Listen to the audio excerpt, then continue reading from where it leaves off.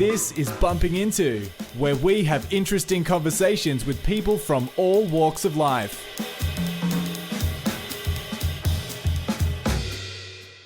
Hi everybody, welcome to Bumping Into. My name is Francis Populin, and on this episode of the show we are talking with Paul Hutchinson. Paul has led an extremely interesting life, as you're about to hear. Paul started his career as a businessman and entrepreneur, sold several companies, accumulating some serious wealth along the way, which led to co-founding an investment fund that currently holds over $40 billion worth of assets. The story doesn't end there. The story goes a lot deeper than that. So Paul's success in business has enabled him to donate not only money and time, but also risk his life in fighting particularly child trafficking. Paul has been directly involved with at least 10 undercover missions of rescuing children that are caught up in child trafficking rings. He's been involved in over 40 of them, but directly undercover in at least 10 of them himself. Finally, has put aside his undercover missions and now looking to create awareness and bring light to a very dark subject. So this is Paul's story. It's broken into a few bits. We start with Paul's business story. We go into a few things of I suppose, aspects that Paul believes in and Paul's associated with, and some of the techniques that he uses for creating success and wealth. He's a well-known public speaker. He speaks on many occasions at various universities and functions. He's well connected in that space with the likes of Tony Robbins. So he's got that connection as well to that space, and we talk about that and some of those life principles and mindset principles that he firmly believes in. And then we talk about his businesses that allowed him to I suppose, achieve this massive growth and financial success, which ultimately led to him working in his what's become his passion and I suppose core objective, which is protecting defenseless children in these countries from the child trafficking rings. We also talk about the movie that Paul has coming out that focuses on his most successful mission, which was the rescue of 120 children for one single mission, and that now has been turned into a film that is going to be released later this year. There's also going to be a book coming with that as well. So there's a few exciting things there to talk about, but you will hear about the positive impact that Paul has made and is making, and how he is trying to bring general awareness to what is going on, unbeknown to the masses, unfortunately, about a dark, sinister trade. We cross over a lot of aspects. There's a lot to take in. It's a great interview with a fascinating person who's had an extremely eventful life and continues to do so. If you do want to find anything else, as always, you can head to bumpinginto.com.au. Don't forget the .au.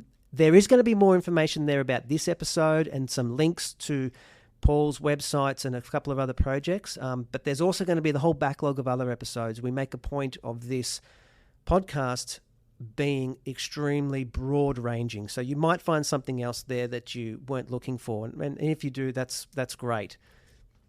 Let's go straight into the conversation that was recently recorded with Paul. Francis, how are you? Paul, I'm good. How are you?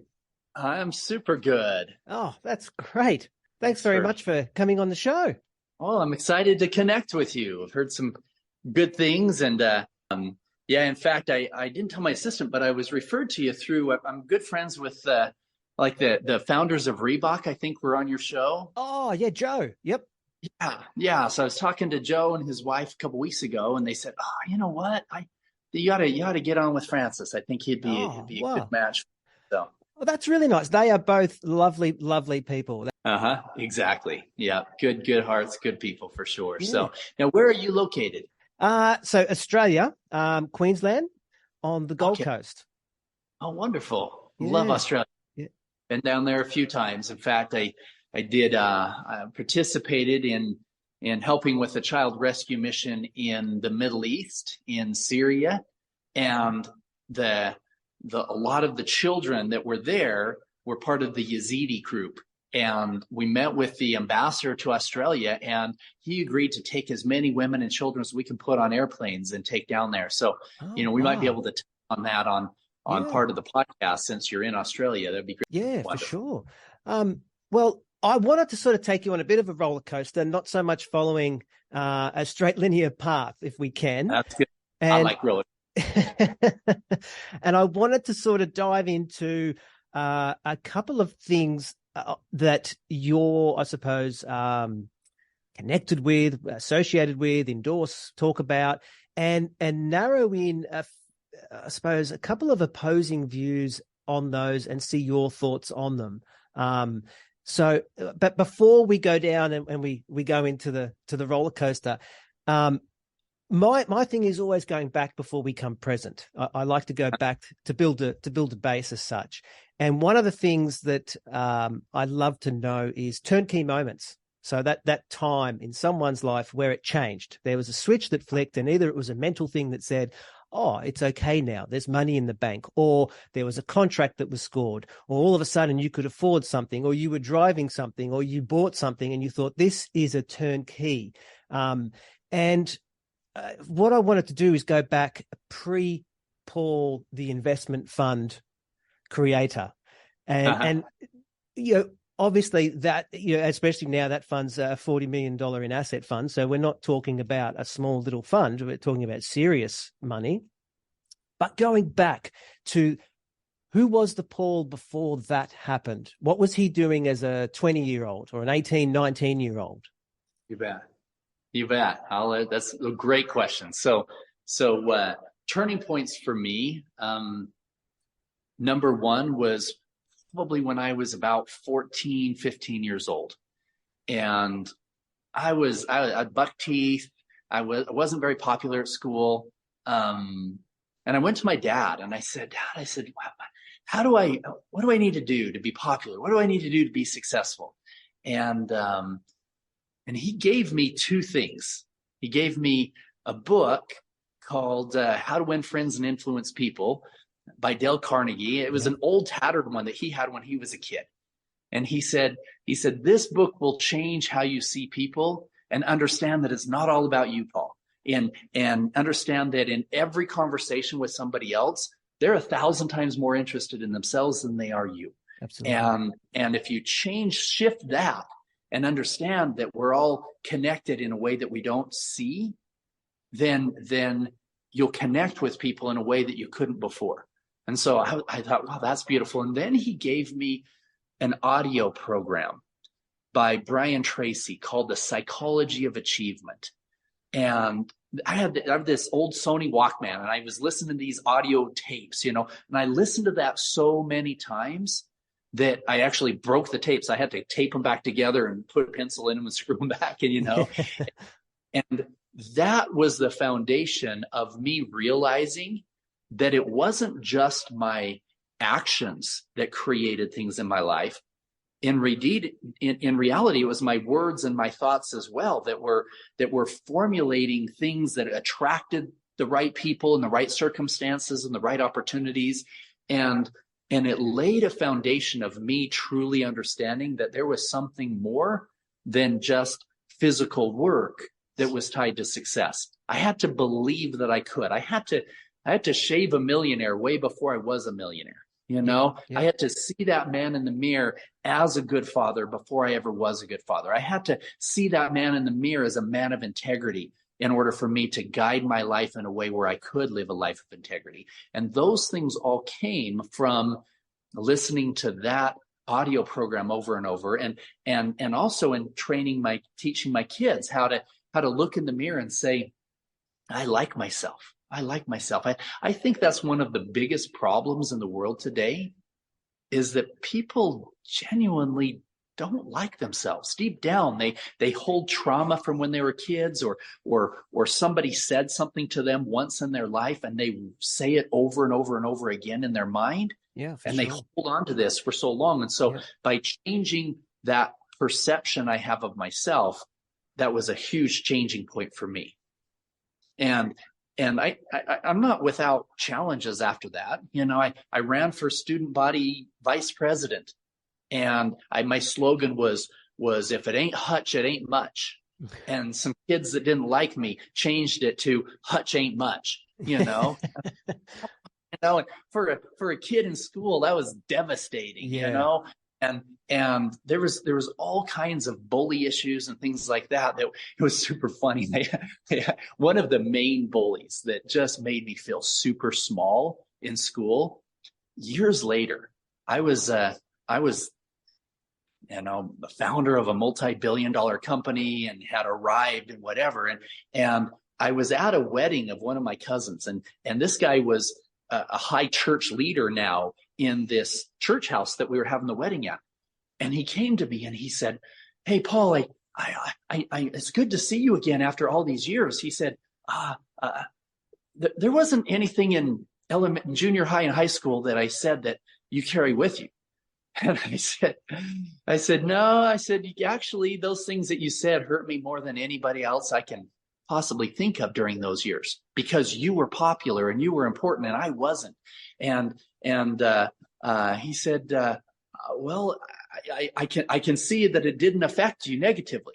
I said, "Actually, it affected me positively, because I took what you said and those Hutch ain't much, and I decided I was going to look in the mirror and say, no, I'm worth something. I can do something with my life. I'm not going to allow the words and the thoughts of those people." So I gave him this huge hug. And I said, "I want to thank you, actually," because that motivated me to go out and prove you wrong, even though you didn't even know what was going on in my life. I wanted to prove that fuel to start the fire. Exactly.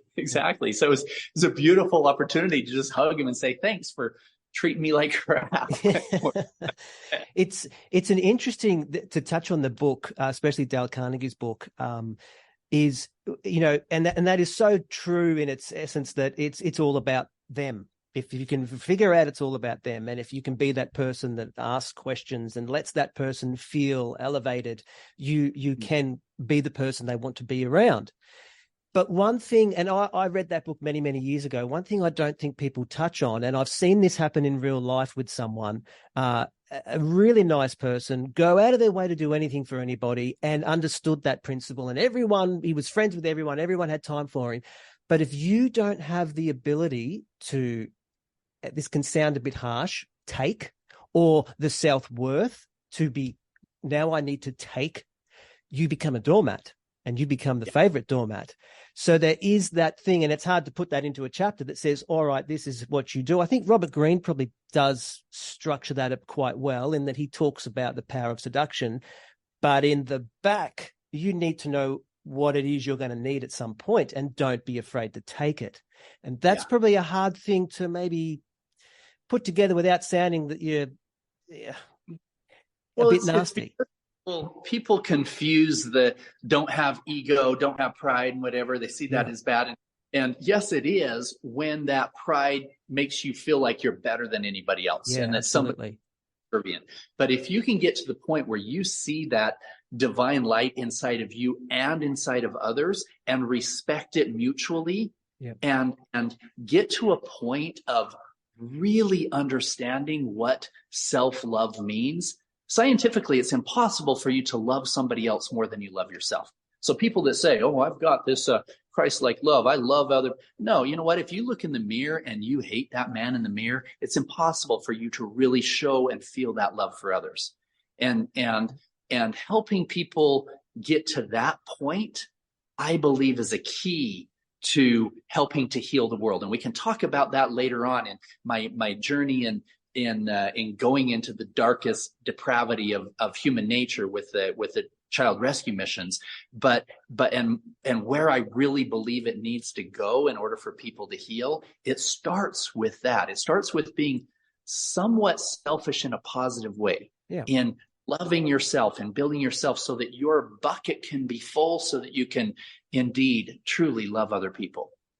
Do you think that social media creates a dangerous platform for this to happen? I mean, Instagram is, it's so easy, and I see it in real life, where you've got this beautiful facade and everything's rosy, and that person is now fueled by the drive of more followers, more likes, and the people watching are fueled by, well, if that's their lifestyle, I want it.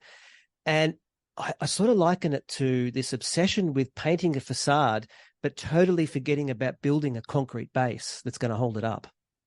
Yeah, absolutely. Without a foundation, then all of it's just crap. And realize this, when, on social media and everything, everybody puts their best foot forward, right? You can see my kitchen back there. You don't see the dishes in the sink, right? Yeah. Right. So you're like, okay, here's my best view right here and whatever. Yeah. And so people have that. And then you look at that and think, oh, their life is perfect. They've got money. They've got relations. But you don't see that everybody has pain. Everybody has sorrow. Everybody has things that are challenging in their life. But that's part of the growth. That's part of the ascension. That if we don't go through difficult times, then we don't really appreciate the joy of the good times. If we don't have loss, then we can't really appreciate the beautiful things that we have in our life. And so there's a polarity in all things. And unfortunately, the social media makes us think that everybody's life's perfect but ours. Yeah, absolutely. Yeah. And, we put so much value on things that really don't matter. Yeah. Right? We put value on things like money and following. Somebody's got a bigger bank account, a bigger following, more people like them, whatever it is. We put so much value on that, where in reality, those are just tools. They're tools that can be used for good. They're tools that can be used for evil. You can have influence that can lead people down a negative path, or you can have influence that can lead people down a positive path. You can have money that can take advantage of people and hurt others. You can have money that truly creates healing. Do you think the balance is the hardest sell? And by that, I mean, we tend to live in a world that plays at the extremes. And if you look at trends, that could be anything. If we take exercise, 1970s and 80s, people were going for a run. Now, you've got CrossFit, you've got F45, you've got guys dragging tires through swamps, getting yelled at and whipped.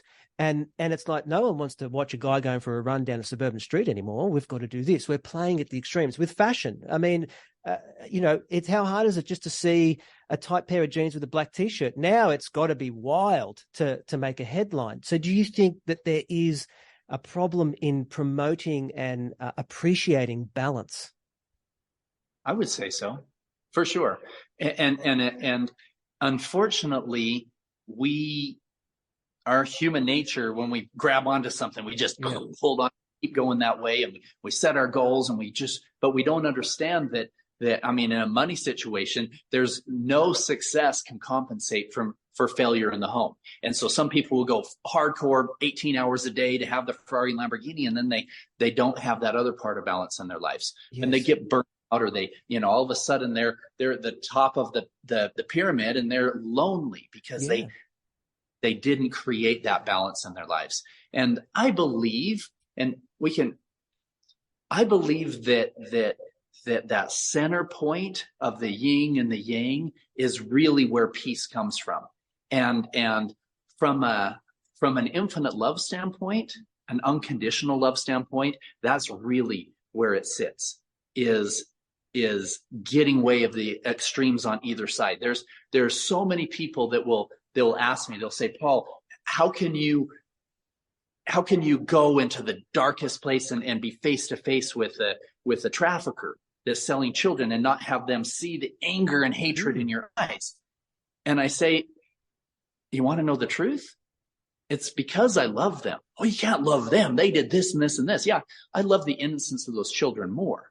Yeah. But I get to a place of balance in the center. Now, I'm going to do everything in my power to ensure they never hurt another child again, but I can't judge them, and I can't go on this extreme of hellfire and damnation. I don't know if some horrible things happen in their life to get them to that point. And so I can't be over here on this far extreme of holy, holy, holy, let's go to church every day and hate those guys. But then I can't go on that side either. There's a place in the center that is balanced, that can truly heal, that can make sure that they can get the help that they need, but still understand that there's probably trauma that they came from. So from a pendulum standpoint, absolutely. There's a place in the center of of true peace that can come when you're not living in the extremes. I wanted to go into a couple of things I know you're an advocate for, and obviously visualization and manifestation and gratitude and those things. But before we get there, I'm curious as to, you've done a lot, accomplished a lot. What was that business, or was it the fund, or what was it that enabled that big change in terms of, was there one business that you built and sold that was, okay, from here now I led to this, to that, to this, and therefore I was able to do. What was that stepping stone that was a real key one? A key stepping stone for me that kind of brought everything together and helped me direct, plus a business. So I'm going to do two answers to that question. So number one, in my early 20s, about 25 years ago, more than that, almost 30 years ago, I met a man who he read on not even a third grade education. His horrible childhood. His mom was in a mental institution. His dad was alcoholic, and I think he ended up killing himself. And he ended up in foster homes, and a lot of crime. Fast forward, he was about 50 years old when I met him, and he was the inventor of. He still didn't know how to read. This is important. He still didn't know how to read, yet he was the inventor of over 300 life-saving medical devices. He was the inventor of the original software that voice recognition was built upon by IBM, and all of these different things he was the inventor of. And I went to lunch with him, and he said, Paul, he said, you could have an IQ at 200 if you wanted. And I'm like, no. First of all, I don't think you can change your IQ. And number two, I'm really not that smart. I worked my butt off for the grades that I had, and I didn't even get a scholarship. He goes, no, he said, the difference between me and you is that I listen better than you. I said, you listen better than me? He said, no, I listen better than you.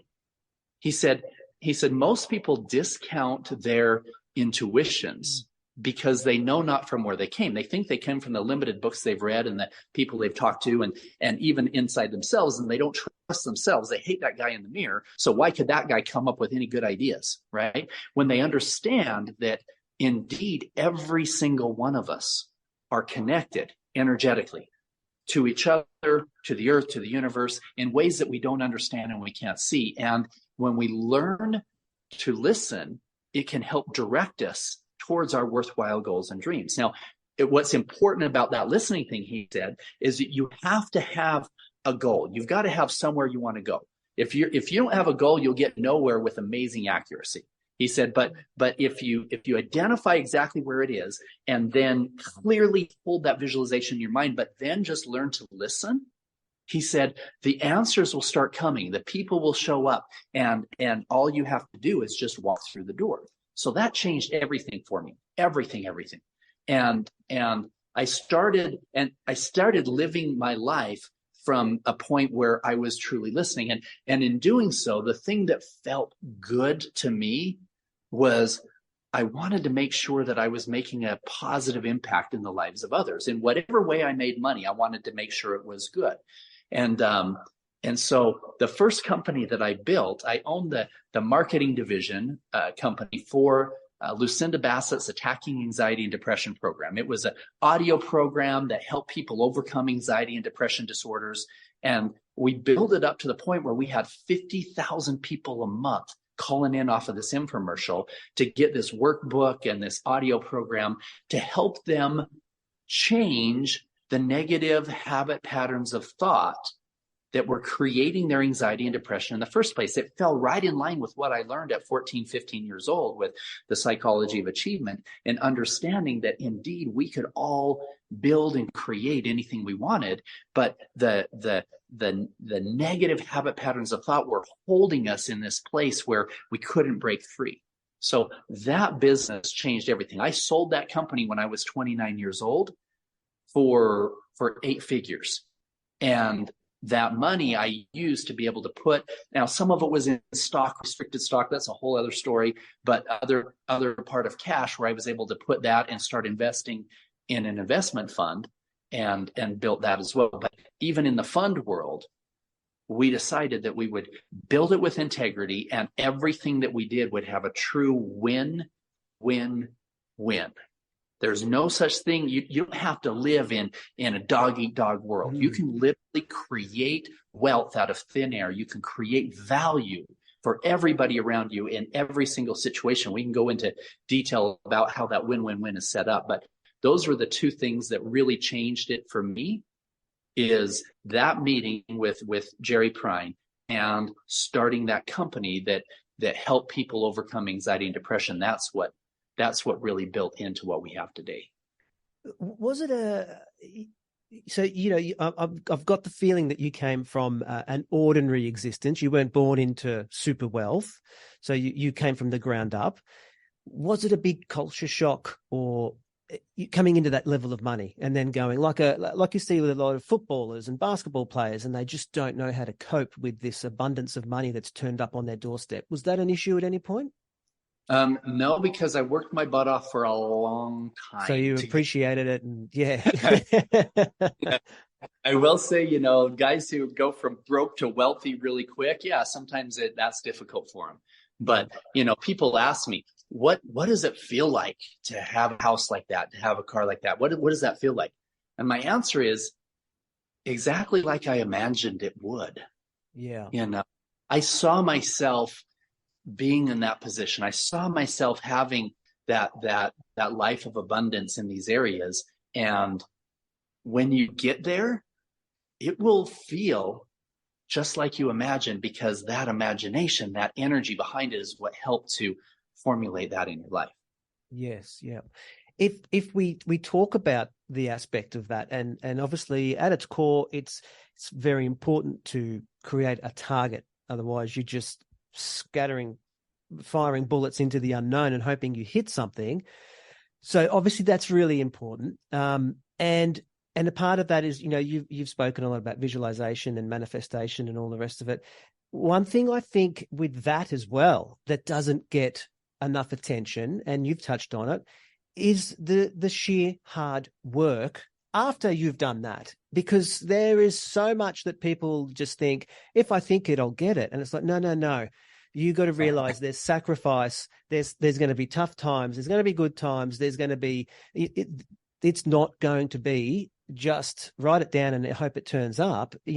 I met a guy once years ago who said to me, if you make every important decision based on your objective, at some point in time, it cannot not happen, because you're just continually realigning that decision and that decision and that decision. And whether it be, I'm not going to go out tonight because I'm going to keep that $50 to do something with later on for this, eventually it's going to compound, and that will come to life.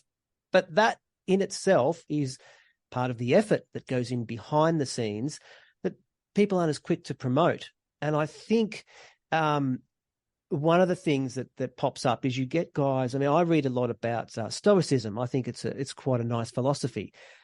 But there's a lot of people that poke fun at visualizing and goal setting and all that in the Stoicism world as such. And I think it's quite unfair, because what they're doing is they're poking fun at the surface of it. They're not actually understanding that here's a layer. And once you go deep, because social media, once again, everyone can post a thing here's my new car. I always wanted this BMW and it turned up. It's like, hang on a minute. Well, either you're in a bucket load of debt and there's a mental burden, or you work 12 hours a day for X amount of time. There's something that happened that you're not telling us. Which I think is a dangerous aspect of it. But in terms of, Stoicism's gained a lot of popularity. And I spoke once very briefly with Donald Robinson, who I think is a great author. And I said to him, is there a conflict in the Stoic philosophy versus, say, guys like James Allen and things like that? And he said, well, yeah, there is. But what I took from that conversation was, at some point there is a middle ground, and I don't think anyone's identifying and bridging it, because the Stoics will say things like, if you're out in the bush and you're aiming at an animal and it's for survival, you line everything up. You make sure your bow's the straightest, your this is the straightest, you know the times, you know the light, this, and if you miss, you let it go. You don't have an attachment. And that's a beautiful philosophy. You don't boil up over it. But then that can be sort of twisted and turned into discounting the fact that that guy had a vision of catching that to feed his family. Mm-hmm. So we can bring it back, and there's aspects that do relate, but very few people bridge the gap. Is that something that you found as well? Absolutely. Here's what I've found. Your dream is what motivates you to carry on. So yes, you have the vision, but you can't just sit there and have the vision and have it show up. Yep. It's a combination of, they say faith without works is dead. That's what it is in life. You can't have this belief, this visualization, and not put in the work and just have it show up. You've got to, in fact, so many times I remember I was working my job and I was trying to build my company in my early 20s, and I was burning candles at both ends. My job would be, I had to be there at 6 a.m. in the morning, and I would have to drive to another state or another city, work in my company in the evenings. And I remember driving back home. It was like 1 a.m. and I knew I had to wake up in 4 freaking hours to get to work in time. And I remember rolling down my window and I would yell, "Go ahead and sleep, losers. I'm going to be a millionaire." Because I worked my butt off, and I had to. It was, now here's the thing though, it wasn't just the hard work. It was. I tell people, if you have to wake up to an alarm clock in the morning, then you probably don't have a big enough dream, right? Mm. Something that motivates you. That's what it's about. Find something that motivates you to go through the no's, to go through the rejection, to go through the challenges that you have to do as you're building your life, your empire, financial stuff. You're going to go through hardships, and you're not going to make it through those hardships unless you've got a burning desire and a visualization that you can hold on to. So yes, it's a magical combination of the two, but one feeds off the other one. That hard work creates more creation of what you're wanting to manifest, and then that motivates you more to manifest more and to work harder, et cetera. So it's a beautiful combination together. Do you think, and I think this might tie into the whole everybody wins situation that you're an advocate for, the guy or the girl who's stuck in a job, be it a plumber, be it an office person, be it a lawyer that's working big hours, and their pay is their existence. They don't have anything more than they earn. They live week by week or month by month. They're just existing. And that person, obviously may come across stuff, and they get to a point where they probably get a bit bitter. And they're like, all I'm doing is just existing. I live for Saturday and Sunday, and before you know it, Monday's here again. What do you say to someone like that is stuck in that rut of just existence Monday to Friday, and probably can't see, in their mind, they're probably thinking, well, not everyone can be a millionaire. Not everyone, someone has to sit here and do data entry. Someone has to sit here and put pipes in to make these toilets work. What do you say to someone like that? And here's the thing, Francis, I don't judge any of them for being where they are. They're exactly where they want to be, and that should be okay with the rest of us, right? There are certain people that really don't want to work 18 hours a day to have a better lifestyle. They would rather just work their 8 hours a day, and they love working with their hands, and they love adding value, and that's okay. There is just as much.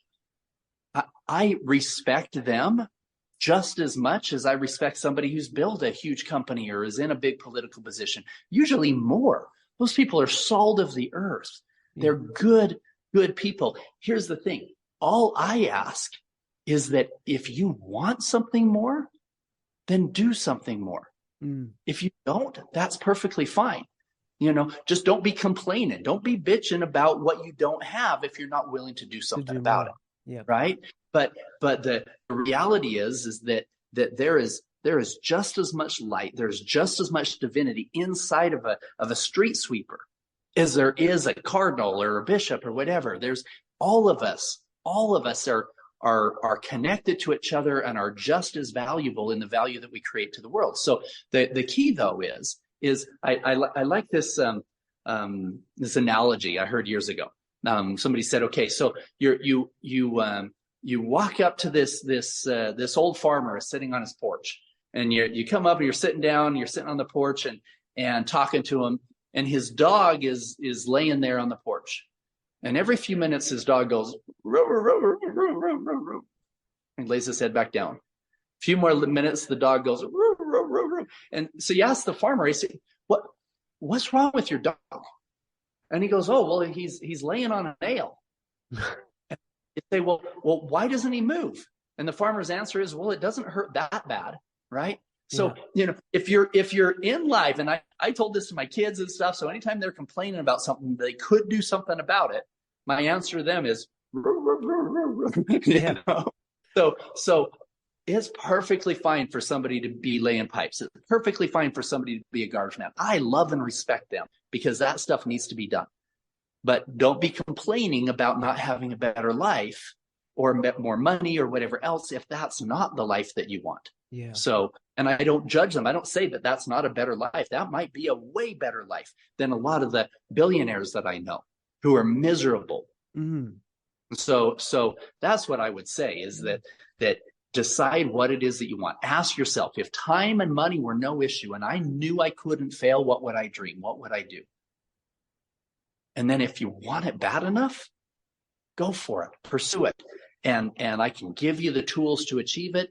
But most importantly, make sure that your life is centered in balance. Otherwise, you'll get way out of balance when you've got $1 billion bank account.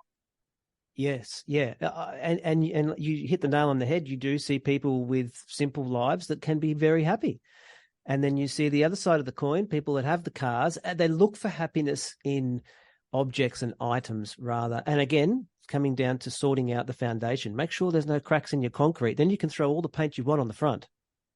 Yeah, exactly. Yeah, exactly. Make sure that foundation is solid. Build your foundation around on something, your entire house, everything, your life on a solid foundation. And you have to ask what that foundation is. For me, my foundation, and I'll tell you this, I didn't always have the right foundation, right? I had a foundation of building businesses with integrity, of making a difference in people's lives, but I didn't always have that foundation in my personal life. And so that was out of balance. And when I realized how out of balance it was, and I was able to say, okay, I'm going to live with integrity in my business life and my personal life so that my entire life can be built on a foundation of love and trust and honesty in a way where I can truly be fulfilled. And that too must have changed some of the people that you were either attracted to or dealing with, because now you've gone from, I suppose you could say, a maturity is in terms of you've stepped up a rank and realized that what was here isn't right and there's a better platform, and that's going to change your association with other people as well, and then ultimately change the direction that now you're starting to travel in. Absolutely. Yeah. In fact, I had a meeting here at the house just earlier today, and this gal, she saw a couple of the podcasts over the last couple of weeks, and I've been code silent for the last 10 years. I've had no social media or anything, and it's just been the last 2 weeks where I've come out so that I could share some of these messages of light and hope and transformation with people. And she said, you know, Paul, she said, I X you out of I didn't come to any of your parties, any of your events, because 8 years ago, you were that energy of, and I'll tell you, I wasn't Paul Hutchinson. I was Paul effing Hutchinson, right? I had to build a multi-billion-dollar company and this. And she said, but I saw that podcast you did 2 weeks ago. She said, and I felt the energy. I felt the change. I felt the transformation that you had gone from this world of destructive ego into this place of centered, unconditional love and healing and really being in a place where you could make a positive impact in the world instead of just building up yourself. And she said, I saw that and I so badly just wanted to come and hear it firsthand and see what had made those changes for you, why that massive shift had happened in your life. So yeah, it's beautiful to see the right people coming back into my life, people removing themselves from me. Yeah, absolutely. Yeah, I can imagine. Yeah. So then if we now shift into one thing that you're a big advocate for and you're very passionate about is looking after kids and you know, rescuing and kids. And I'm curious about the simple things that would have happened in terms of how do you go from businessman to undercover inside another country on these rescue missions. I mean, that's not something that you get a phone call on Monday and say, oh, okay, let me think about it. And Wednesday you're flying into another country. How did that happen? Ironically, it kind of was that. So, okay. so no, it came from, my passion. I had been on different boards of directors of different child-related charities. I had made a decision back in my early 20s. I had a mentor that told me, he said, Paul, if you make a decision today to dedicate at least 20% of your time and 20% of your money to charity, to making a difference in the lives of others, you'll be infinitely more successful. And, I attribute most of my success to that one decision. And this wasn't saying, okay, when I'm wealthy, I'm going to donate money. No, this is back when I'm earning $2,000 a month and giving away $400 of that was a big chunk, right? Absolutely. Making that decision when your income is small, I believe made all the difference in where we are today. So how does somebody become a partner, let alone a founder of a $40 billion company where you're not a University of Utah dropout, right? You go to Harvard, you get a JD MBA, you work really hard, you start at the bottom in New York, you work, and 20 years later, maybe you become partner. The statistical probability of me being where I am is zero. And the only way I understand it is that I made that decision in my early 20s that I would dedicate a big chunk of money and time to charity. And you can call it God, you can call it karma, you can call it the universe, you can call it whatever you want to. There's a higher power very interested in us doing good, and beautiful rewards come into our lives, whether it's financial rewards or spiritual rewards. It's all going to come. So that's the life I was living. Plus, so I ended up getting a call from our attorney general in Utah. And he said he knew more about my background than most people. I have a special set of skills from a previous life that makes me somewhat safe in a dangerous place. But what had happened, he called me and he said, Paul, he says, there's a Homeland Security agent. He's in Colombia. He's found 20 children in Cartagena. He needs about $50,000 to rescue these kids. And he introduced me to this guy. He brought him over, and we were having a movie night with a bunch of guys. And he brought him over, and I'm like, hi, we're just having a movie night. I don't want to look at other people's charities. But this guy spoke, and I thought, wow, I had no idea this stuff even happened. Are you kidding me? And he told me, yeah, this is the fastest growing criminal enterprise in the world. And good people don't know that it's happening. They don't want to talk about it, but it's growing exponentially. And I'm like, crap, if I had a 9-year-old child in that position, I would give every penny I had to get her out. I would take a bullet for her. Absolutely. And just because the parents of these kids don't have the resources I do, or don't know where they are, doesn't mean that child is worth any less than my own. And so he needed $50,000 to do this rescue of these 20 children, and me and a couple others helped to make that happen. And a couple weeks later, he called me and he said, Paul, he said, I'm here, and this is a Homeland Security agent. He called me and he said, Paul, I'm in Cartagena, Colombia. There's not just 20 children here. There's more than 50. There's more than 100 in the surrounding areas that are tied to the same ring. He said, we have a plan that we could rescue all of these children on the same day at the same time, but I need your help in a big way. I said, what do you need? How much do you need? And he said, I need you. Can you be in Colombia in 2 days?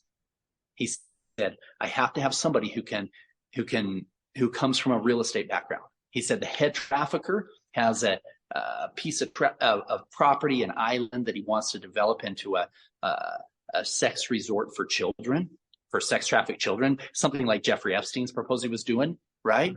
And he needs $8 million to build it. He believes he can make tens of millions of dollars a year from horrible people coming down here for this horrible stuff. He said, but here's our plan. You fly in, you convince him that you're willing to fund his project under one condition. he has to have a party for you and your buddies in 2 weeks. He has to call other traffickers that have children and have to bring them all to the same place at the same time, 50 to 100 children. And if he does that, then you'll fund his project. So 2 days later, I'll have to tell you what happened though. So that was a phone call. 2 days later, it was on a Monday. 2 days later, I'm in Colombia. Now, my business partner calls me because he finds out from my other partner. That's what I was getting. He goes, Paul, he said, have you thought through this? He said, this is really dangerous. He said, you're set. You could sell out today. You could buy an island. You could be happy the rest of your life. And I said, John, would I really be happy if I bought an island, if I bought a yacht, if I bought another jet? Would I be happy? I said, and if I was doing something else dangerous tomorrow, if I was climbing Everest tomorrow, you and I would have the same conversation. He goes, yeah, we probably would. And I said, when I'm 85 years old and I look back on my life and I say, I climbed this mountain and I built this multi-billion-dollar company and I helped rescue this many children, which of them matter? What's got more weight? Yeah, absolutely. Were you at that point in your life, did you have kids and a family, or were you just yourself, where it's like, if I go, I go, I don't leave anything behind? I had kids. That's a big thing then, to have that. But my kids they're older, right? Okay, yep, years old.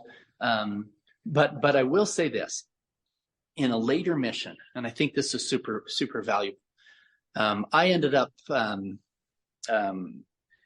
before that happened, my marriage was already on the rocks and whatever, and so I ended up getting a divorce. And a bunch of missions later, I had a girlfriend, and I had gone down undercover, and I had met with the traffickers and found the children and flew back. And then a week later, we were going to go back in and have the sting and rescue all those kids. And I had a girlfriend at the time, and she was super upset. She's like, Paul, I really don't think you should go.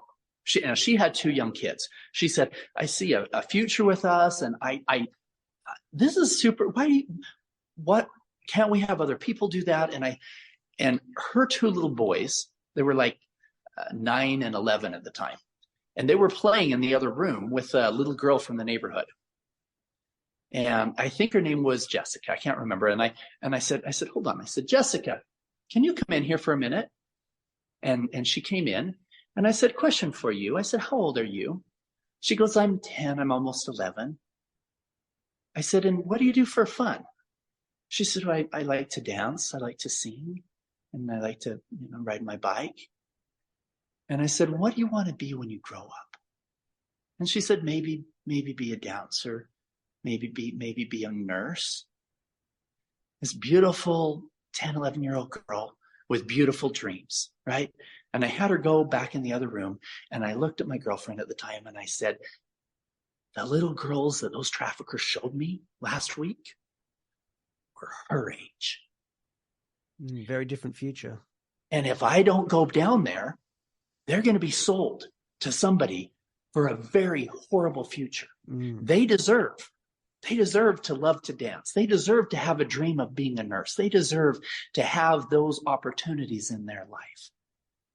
Yeah. So even though my kids weren't young, I had young kids in my life, but that was part of the motivation to be there and to help save those kids. And with those missions, I mean, this went on for quite a while. Like there was several of them, wasn't there? 10. I've been undercover on 70 undercover rescue 10 years in 15 countries. And was there ever the risk of being found out? I mean, I'm assuming that these are quite violent people, typical to like the drug cartels and all the rest of it, that you have this. Yeah. Here's the thing. First of all, probably the most dangerous thing I've ever done is the last 3 weeks and deciding to go public with all of this, right? Well, that was another thing I was going to ask you too, is are you looking over your shoulder now? Is there someone sitting in a jail unhappy? I will tell you this. So the super organized drug cartel guys, they're not doing this. So some of my some of our informants, you'd be surprised at this. So one of our big rescue missions, our informant was actually he was the drug lord in the area. He was the cartel head. And he said, listen, you may not agree with how I do business. It's a very different business. Yeah. Not agree with how I do business. He said, but I've got children of my own. Yeah. And those guys are evil. Yeah. And I'm going to kill them. And if I do, you got 50 plus children, you don't know where they are. Or I tell you everything I know, you go in, you get those kids back to their families, you make sure he goes to jail, and I'll take care of it from there. Okay. Yeah. A lot of these guys, they're not highly organized, whatever else of but the problem is there's a lot of money in it. Right. And so getting to the point now where it's getting bigger and bigger, and some of these guys that are organized are getting involved. It's the fastest growing criminal enterprise in the world right now. And it's now the second most profitable. It surpassed the arms trade, and it's going to surpass the drug trade at some point. I mean, that is terrible. It's incredible to think that as humans, I can understand the drugs and the guns and those sort of things. There's money in that, and once that passes one set of hands, it's like, oh, emotional attachment over. I don't care. I got my money. It's done. But when you're playing with humans and the spirit of life, that's, and to say that it's growing, not that it's might be one thing happening here, we're going to go and have a look, but to say that this is a growing industry, that is from the human race, that is disturbing to think of. And here's the thing, Francis, this is what has plagued me for the last 10 years. So our foundation is the Child Liberation Foundation, and our motto is to eradicate child trafficking. Yeah. And I've been asking myself recently, okay, the problem is bigger today than it was 10 years ago when I started. So is going undercover and rescuing 20 children at a time ever going to fix the problem? One child being sold is unacceptable. 8 million is beyond comprehension. And it's growing faster than there's a lot of great foundations that are going out doing undercover. And I came to an understanding that unless we figure out how to stop the demand, then the supply will continue to come. We can eradicate supply in a country, and it'll come back. It'll come back as long as there's a demand. And so I started asking myself, where is this demand coming from? What is driving this? And for a long time, I actually thought that the primary driver was things like pornography, where somebody would take a woman from a divine feminine to an object and then get addicted to that. And that addiction, they need something harder to have that same fix. And for some of them, harder is a little bit younger. Pretty soon they're fantasizing about something that they wouldn't have even thought was attractive 5 years ago. And then they're acting out on these horrific fantasies. That's where I thought the demand was coming from. I've now come to an understanding that the 8 million children that are being sold is a teeny tiny drop in the bucket compared to the real trauma, the real problem, and the demand. So 1 out of every 4 men here in the United States, and probably higher around the world, 1 out of every 4 men has experienced sexual trauma, violence at some point in their life against them. And 1/4 of them happened before the age of 10 years old. So statistically, you've got over 200 million men in this world who have experienced that degree of trauma. 92% of it was familial. It was either an uncle or a grandpa or a neighbor or whatever else. And they're growing up with this trauma inside of them. And the average age of somebody who comes out and says, this happened to me as a child, is 52 years old. That's my age. They've grown their entire adult life, raised their children, holding this trauma inside of them. Best years of their lives. Exactly. And many of times, now I'm not giving the perpetrators an excuse here, but I am saying that most people who do these horrible things had trauma of their own that was unresolved, that they go down this horrible road. I've come to an understanding. People ask me, how can you sit in front of a trafficker and not have them see the anger in your face? And I say, I've understood that if I'm ever judging another human being, whether it's for cutting me off on a freeway or even selling a child, if I'm ever judging them, there's a 100% chance that I don't have enough information to make that judgment. I don't know if that guy cutting me off on the freeway, if his wife's in the hospital. I don't know if that guy selling me a child, if he was raped as a child. He probably was. And there was probably 1,000 bad things that happened to him and 1,000 bad decisions that got him to the point where he thought that it was okay to sell a child. Now, I'm going to do everything in my power to ensure he never hurts another child again, but I can't judge him because I don't have all the facts.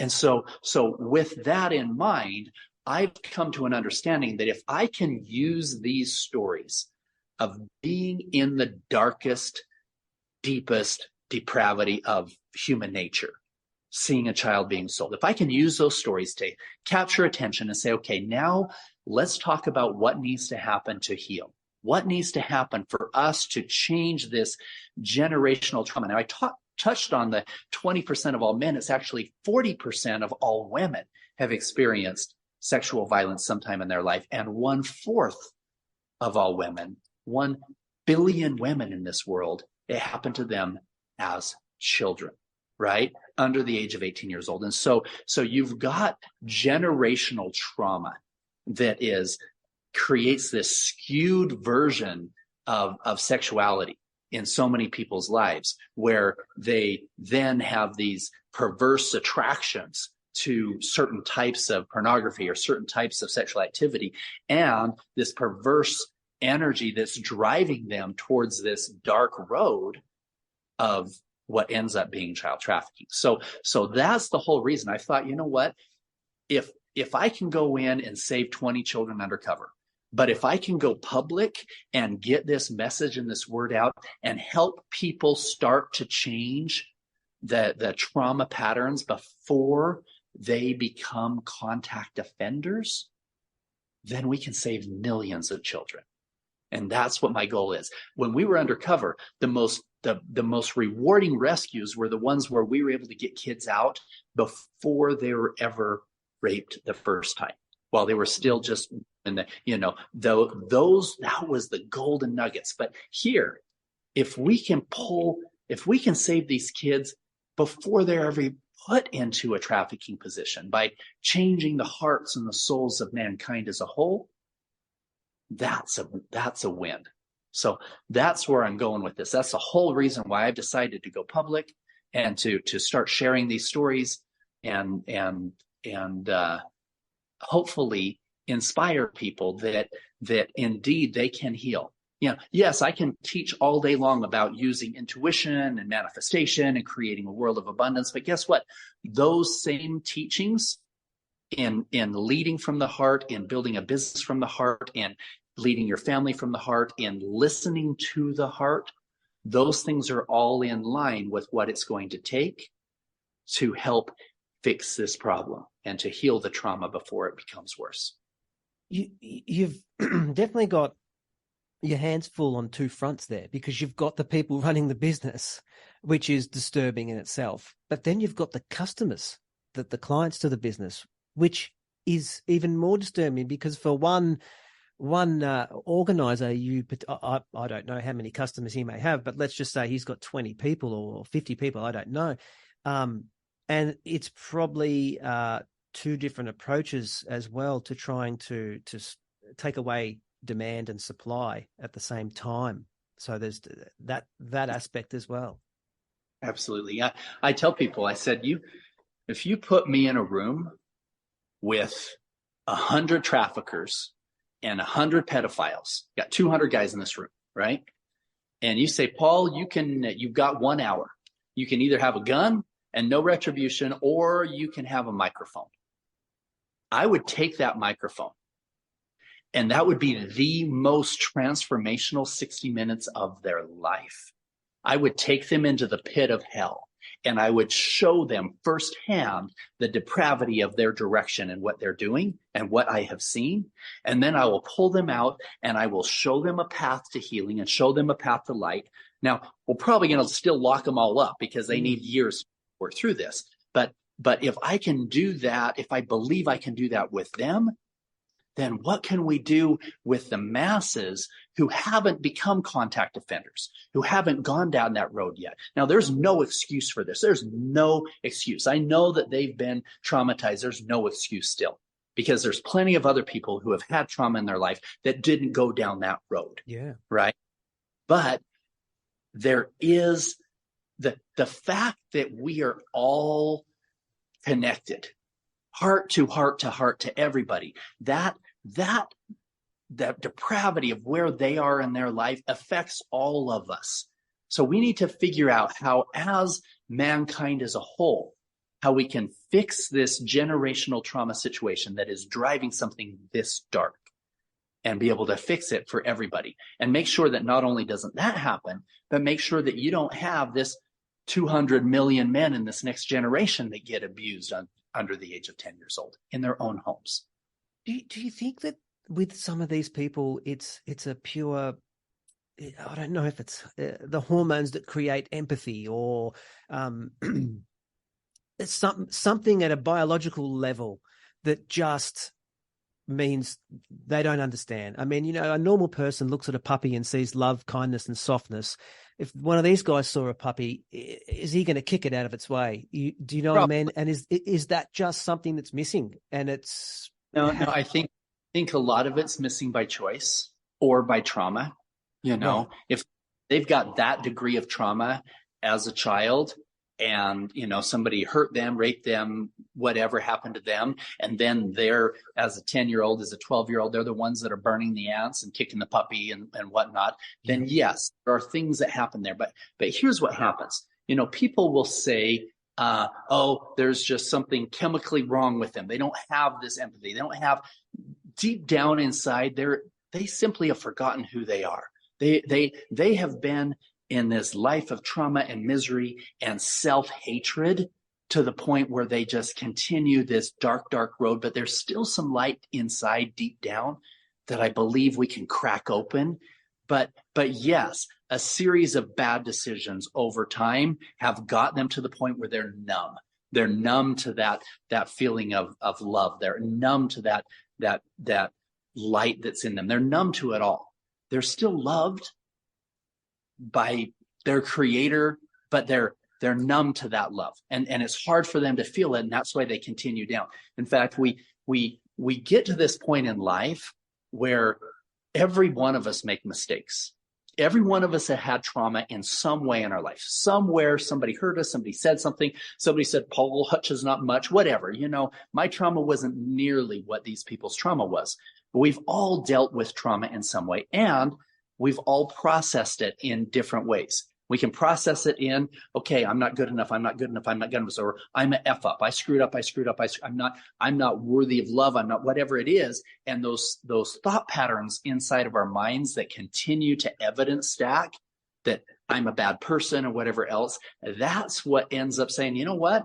I've already screwed up so much in my life, I don't care if I screw up more. Continue down this road. So figuring out how to help people cleanse that and heal that is paramount to the success here. And the governments of these countries where this is typically happening, are they running, well, I suppose one, you could say, are they running rescue missions? Are they running programs to help, or are you coming in really self-funded, self-appointed, and having to sort this out in the darkness of night on your own? So anytime we go into a country, number one, we operate under the laws of that country with the permission. So it's usually the top federal agent, the top federal prosecutor, and the president know that we're in country. Right. And we will come in and we will say, listen, we will do all the work, we will pay for everything, and we will give you all the credit. Right. Your people, your heroes. See, before, a lot of my partners in some of the other foundations where they were Homeland Security or CIA or FBI, whatever else, they would come in and say, hey, we want to fix this problem. And these guys are like, no, we got this problem, and Now, as a private foundation, we can come in and say, listen, this is your country. We're gonna work for you. But here's the thing. Because this demand is coming from wealthy Americans or wealthy guys in first world countries into your second world country, we're going to be able to do things that you can't do. We're going to be able to capture the attention of the traffickers that you can't, because they're used to guys like us coming down. So all we ask is, number one, the bad guys stay in jail for good. They don't get around your system.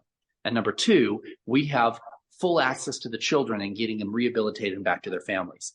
One of the most beautiful moments that I had was after there's a movie coming out called The Sound of Freedom that follows the story of the Homeland Security agent, Tim, that first recruited me.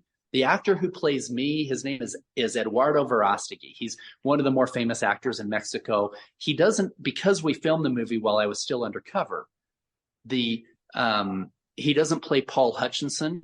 He plays Pablo Delgado, the billion-dollar fund manager who quits his job to go help rescue children, right? Okay. And this movie should be coming out later this year. It's fully done. It cost us almost $15 million to produce it. But that movie follows the story of the largest child rescue mission that we ever did, 127 children in one day in Colombia.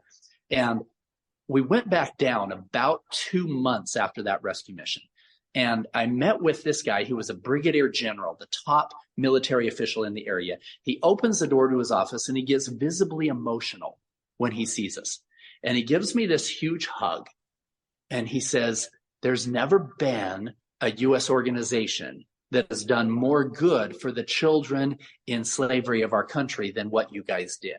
He said, because you didn't take any of the credit. We couldn't. We were undercover. He said that the media picked up the story and announced that Colombian federal officials arrested 20 traffickers or 25 traffickers and 20 Americans and rescued over 100 children. And the good people of Colombia said, heck yeah, this is what we want.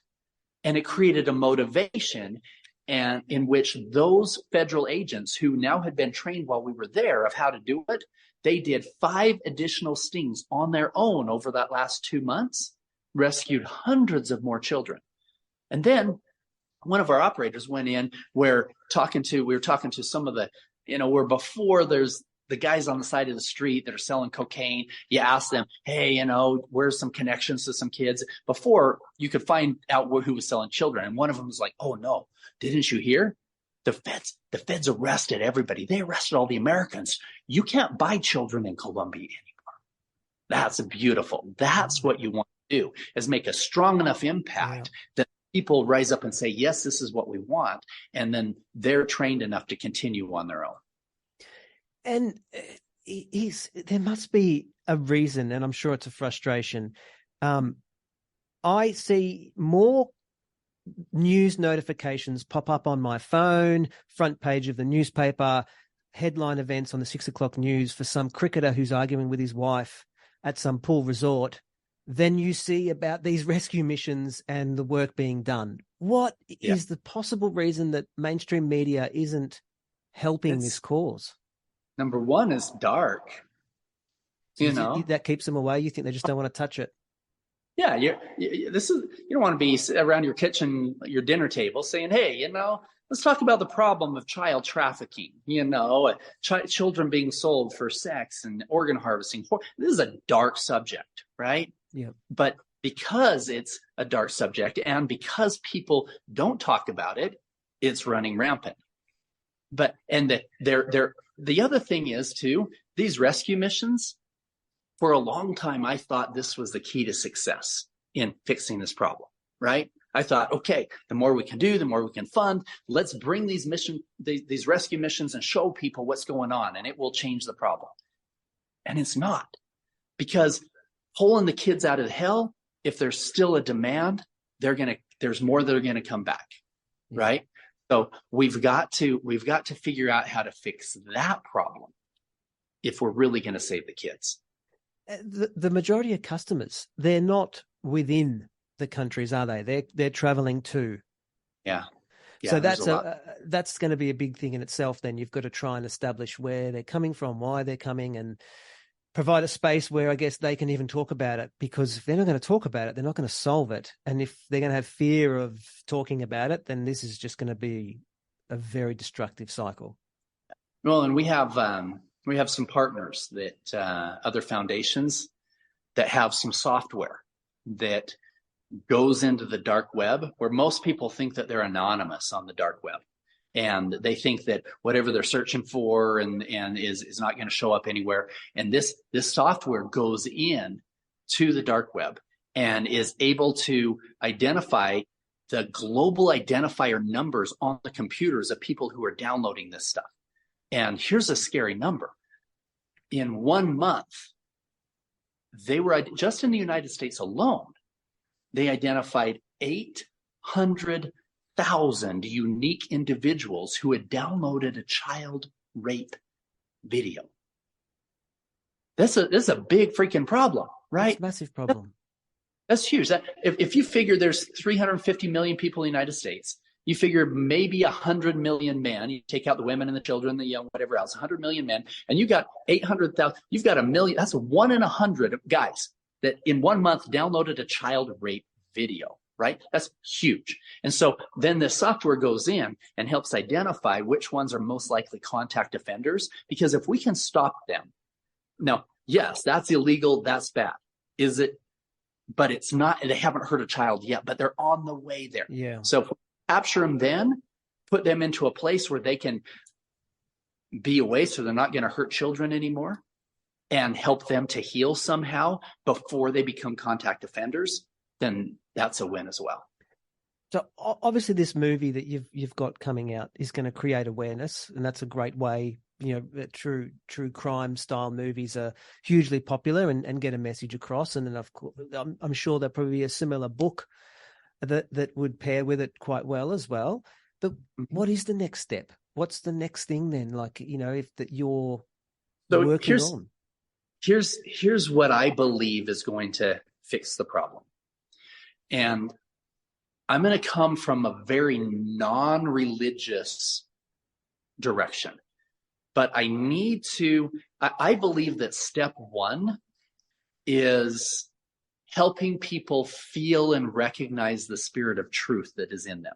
There's something that we were all, like we were talking about earlier, does something happen where they get to the point where they kick the dog and they don't feel anymore, but helping everybody understand that they don't have to go through another person to get to that divine connection, right? That spirit of truth. We live in this world of fake news on the right and fake news on the left. We've got doctors who tell us the truth and doctors who lie to us. And we've got all this confusion that we're like, how do we identify truth? Where is it? So it's racket. We live in a world of racket. Exactly. Yeah. So my first book that will have that story about that guy, Are You Listening? My first book will be coming out in a few months. It's called Are You Listening? And it's going to share the examples of using that guidance to find the children. Almost every rescue mission that I did wasn't following logic and protocol. It was listening, and beautiful things came up. The business success, all of these things, and so I can use the success in these rescue missions and the allure of that, and the fact that I build a company, all of this stuff, I can help people see. Listen, we can all listen. And so that's step number one, is bringing them into this alignment of guidance that will help them direct their life in a better way without even telling them what's good, what's bad. I'm not gonna judge. Okay. The truth is there. We innately deep down inside know that it's not okay to hurt a 10-year-old like that. Every one of us know deep down. And so being able to really learn to listen and allow that to start guiding our life is step one. Step two is also tying into this energetic connection that we all have in teaching the principles of manifestation in a way that can help bring it into this subject. So if step one, book one, is Are You Listening, and being a receiver, step two, book two, will be on being a transmitter, where it's not just the law of attraction, it in reality is the law of creation. And we're creating this future of with our actions, with our words, with our thoughts. And we can direct it in those ways because of those thoughts. And we can go into stories there in talking about things like pornography, where somebody's in a happy marriage, quote, happy marriage, but they're secretly, visualizing and these cheating on the side with pornography, then that's going to feed stuff into their subconscious mind, that their subconscious mind is going to put you on autopilot and drive you the direction that it thinks you want to be driven because you've been fantasizing about it. Right. And I can do that in so many areas of life. And so using those examples and helping people redirect their thought patterns, change the negative thought patterns they have about themselves, create a world of abundance, not just financially, but in a way that can guide their life to a true happiness and a life of integrity and connection that we have with each other, with our families, et cetera. So those are kind of the first steps that are going down this road. But I believe that my messages, those books, those experiences can help people say, you know what? Yes, I can let go of this trauma. I can let go of this direction that I'm going in my life. I've seen that depravity. How can I guide my life in a way where I can have beautiful abundance in every area? Yeah. And balance. Yeah. Exactly. Healthy balance. Well, that's a great message and a great future objective too. And it is from the average person's point of view. What is it that they can do to help? I mean, you're bringing this to light. You're bringing a lot of awareness. Is there a place they could go to? Is it a thing is it just? Yeah. Absolutely. I mean, you can, our foundation is the Child Liberation Foundation. You can go to liberateachild.org or liberatechildren.org. It's focused on the anti-trafficking side. But we're still funding other groups that are doing the undercover and stuff. There's some great people that are doing that. So that's number one. They can follow me. They can find us Paul Hutchinson Official. I've got paulhutchinsonofficial.com, my Facebook, my LinkedIn and stuff. Like I say, I didn't even have an active Facebook 3-4 weeks ago. Wow. And it up. And now I have a few thousand followers and connections. I did my first podcast talking about these things little over 2 weeks ago. The guy only had about 1,000 followers. He's had 46,000 views of people just sharing without any promotion on it. So wow. It's beautiful to see that people are capturing the message and saying, yes, I'm tired of living a life of quiet desperation. I want to learn how I can grow and progress. And so, spreading the word of light and hope and stuff is super valuable.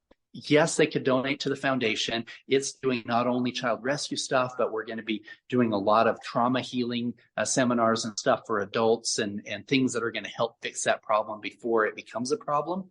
So those are all things. I think Paul Hutchinson Official is kind of a long one. I'm trying to find a short or something. I'm thinking of doing like Soul Healer 007 or something. I don't know. Well, so.